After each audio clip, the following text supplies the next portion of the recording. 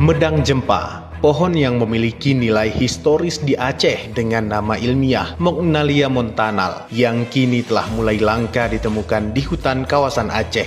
Pohon ini memiliki kualitas kayu yang tinggi dan sangat baik. Di Aceh, pohon ini dulunya sering digunakan untuk membangun rumah adat Aceh.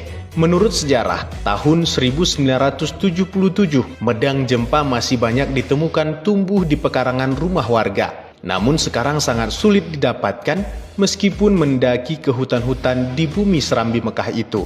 Sudah sangat jarang warga yang dapat mengenali jenis pohon ini karena konstruksi rumah saat ini kebanyakan tidak lagi menggunakan kayu.